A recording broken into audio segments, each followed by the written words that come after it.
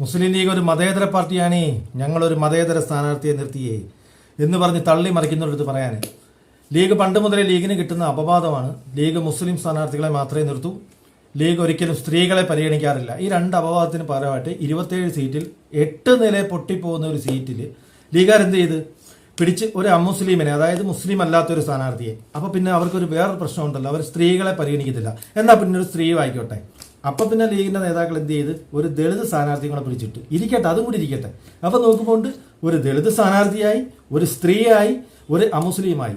ശരിക്കും ഇതാണ് 8 നില തോറ്റുപോകുന്ന ഒരു സീറ്റിൽ ഈ അപവാദങ്ങളെല്ലാം കൂടെ പരിഹരിക്കാനുള്ള ലീഗിന്റെ ഒരു തന്ത്രമാണ്. അപ്പം നിങ്ങൾ ചോദിക്കും, മറ്റ് സമുദായ പാർട്ടികളൊക്കെ അങ്ങനെ ചെയ്യുന്നുണ്ടോ? BDJS ഒക്കെ എന്താണ് കാണിക്കുന്നത്? എൻ്റെ പൊന്നുമക്കളെ, BDJSനെ പോലുള്ള പാർട്ടിക്കൊന്നും അറ്റൻഷൻ കിട്ടിയിട്ടില്ല, അവരെയൊന്നും ആരും മൈൻഡ് ചെയ്തിട്ടില്ല.